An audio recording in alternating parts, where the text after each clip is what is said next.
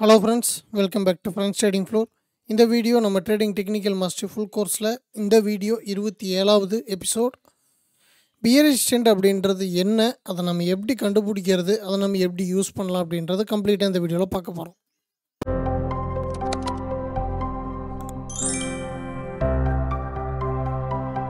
First bearish ட்ரெண்டுங்க. Bearish ட்ரெண்டுக்கு என்னென்ன வேணும் அப்படின்றது பார்த்துடலாம். ஏன்னா ஆல்ரெடி புல்லிஷ் ட்ரெண்டு பார்த்துருக்கோம். ஸோ அதில் இருக்கக்கூடிய ஃபார்முலாவை அப்படியே நம்ம ஆப்போசிட் இதுக்கு யூஸ் பண்ண போகிறோம்.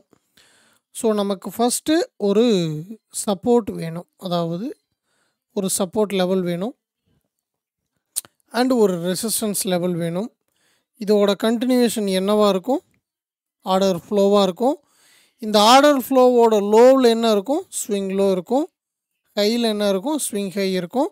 ஸோ இந்த ஸ்விங் லோ ஸ்விங் ஹை இருக்கிற பேட்டர்ன் தான் ரெசிஸ்டன்ட் அண்ட் சப்போர்ட். ஸோ அதோட continuation break out order flow. Trend அப்படின்றது ஆர்டர் ஃப்ளோவோட கண்டினியூஷன். ஓகேங்களா? So again swing low swing high, break out ஆகி வருதுன்னா again swing low swing high. ஓகேங்களா?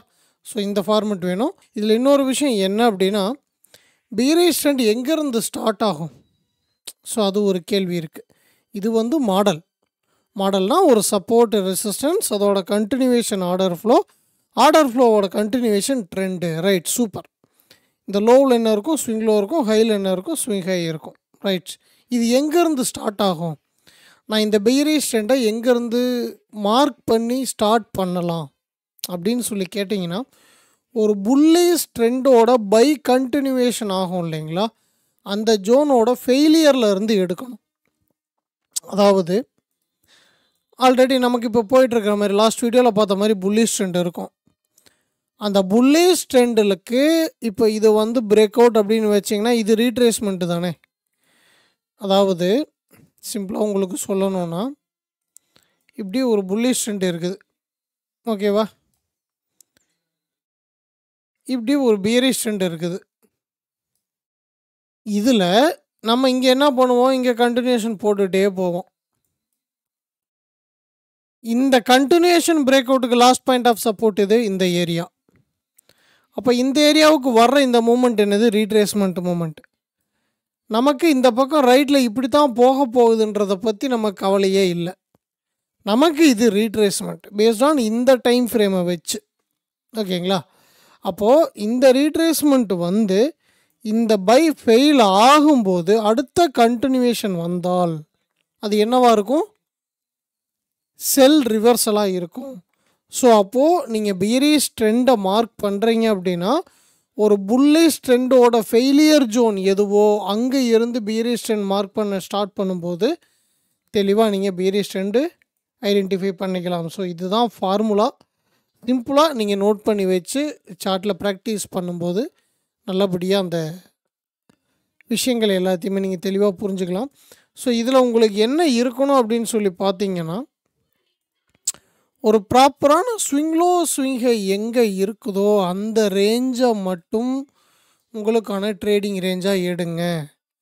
அப்போது சிம்பிளாக நீங்கள் புரிஞ்சிக்க வேண்டிய விஷயம், ஒரு தெளிவான பியரிஷ் சைடுக்கு சப்போர்ட்டோட ஃபெயிலியர் அப்படின்றது ரொம்ப ரொம்ப முக்கியம். அந்த சப்போர்ட்டோட ஃபெயிலியர் அப்படின்றது ஸ்விங் லோவாக இருக்கணும், ஆப்போசிட் ரேஞ்சு ஸ்விங் ஹை. அப்போ இது நம்ம கம்ப்ளீட் ரீட்ரேஸ்மெண்ட், இது வந்து லிக்விடிட்டி.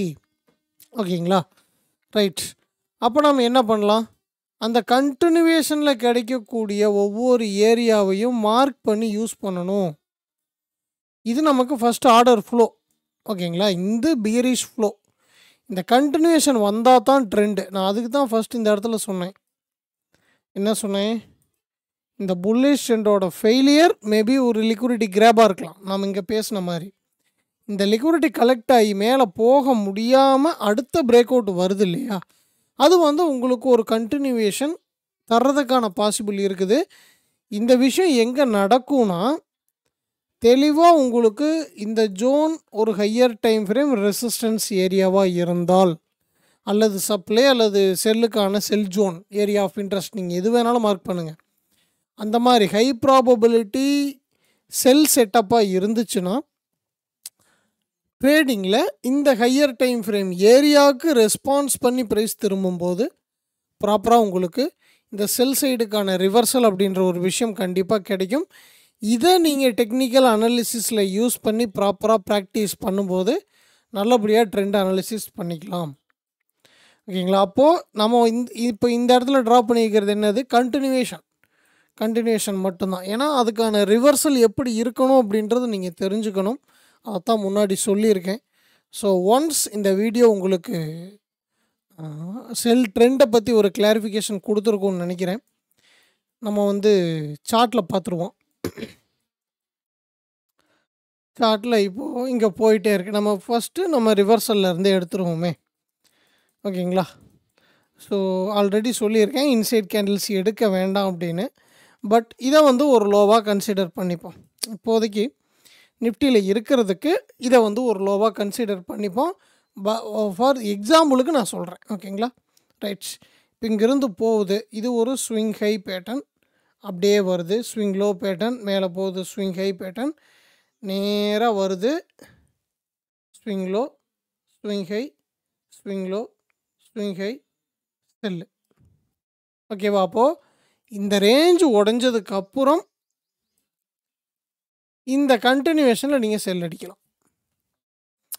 இது மேபி ஹையர் டைம் ஃப்ரேமுக்கான சப்ளை ஆர் ரெசிஸ்டன்ஸ் ஏரியா மிட்டிகேஷனாக இருந்தால் தெளிவாக நீங்கள் இந்த ரீட்ரேஸ்மெண்ட்டே செல் பார்க்கலாம். ஏன்னா இந்த பை மூமெண்டம் ஃபெயில் ஆயிடுச்சுன்னு அர்த்தம். சப்போஸ் நம்ம என்ன பண்ணுறோம், ஹையர் டைம் ஃப்ரேமில் பை கண்டினியூவேஷனில் இருக்கிறப்போ இங்கே நமக்கு லோயர் டைம் ஃப்ரேம் செல்லுக்கு திரும்புதுன்னா இந்த ஹையர் டைம் ஃப்ரேம் ரேஞ்சு வரைக்கும் நம்ம என்ன பண்ணணும், பை மட்டும்தான் பண்ணுவோம். அதை இன்னும் தெளிவாக மல்டி டைம் ஃப்ரேம் அனாலிசிஸில் பார்ப்போம். ஸோ இதில் சிங்கிள் டைம் ஃப்ரேமில் நீங்கள் பார்க்கக்கூடிய ட்ரெண்டை எப்படி ஐடென்டிஃபை பண்ணுறது அதை மட்டும் இந்த வீடியோவில் நம்ம பார்ப்போம். ஓகேங்களா? அப்போது எகைன் இங்கே ஒரு ரிவர்சல் இருக்குது. இதை நாம் எங்கே பிடிக்கலாம்? இப்போ இது மொத்தமாக எல்லா ரேஞ்சையும் எடுத்துருக்குறேன். அப்போ இது ஸ்விங் ஹைன்னு வச்சுக்கோங்க, ஸ்விங் லோன்னு வச்சுக்கோங்க. இதுக்குள்ளே நீங்கள் என்ன பண்ண முடியாது, எங்கேயுமே ட்ரேட்ஸ் நீங்கள் பார்க்க முடியாது. அப்போ நீங்கள் என்ன பண்ணி ஆகணும், உங்களுடைய ஹையர் டைம் ஃப்ரேம் ட்ரெண்டை தெளிவாக பார்த்தாகணும். அப்போது சிம்பிளாக இதை நம்ம ஹைன்னு எடுத்து ட்ரா பண்ணுவோமே. இதை நம்ம ஹைன்னு எடுத்து ட்ரா பண்ணணும் அப்படின்னா high low,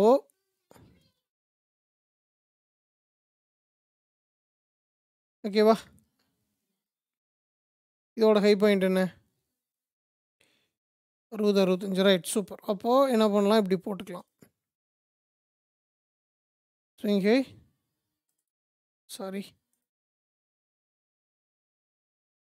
swing high, swing low, swing low, swing high. ஓகேவா? அப்போது நமக்கு ஹை பாயிண்ட் லோ பாயிண்ட் எங்கேருந்து வருது,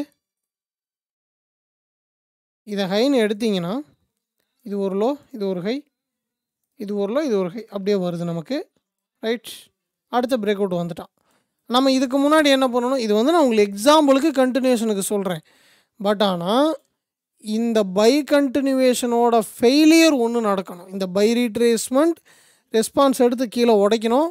அப்படி இல்லைன்னா இப்படியெல்லாம் பை போயிட்டுருக்குன்னா சடனாக உடச்சி இப்படி திரும்புதுன்னா நீங்கள் என்ன பண்ணலாம், இந்த ரேஞ்சை செல்லுக்கோசரம் யூஸ் பண்ணலாம்.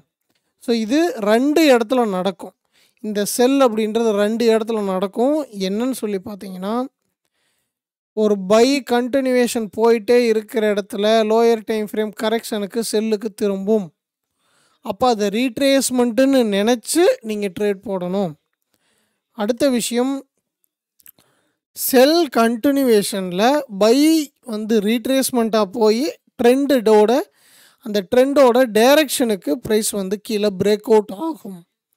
ஸோ இந்த பிரேக் அவுட் அல்லது ரீட்ரேஸ்மெண்ட் வரக்கூடிய ஏரியா எதுன்னு தெரிஞ்சு ப்ராப்பராக நீங்கள் பில்ட் பண்ணுற ட்ரேடிங் ஸ்ட்ராட்டஜியை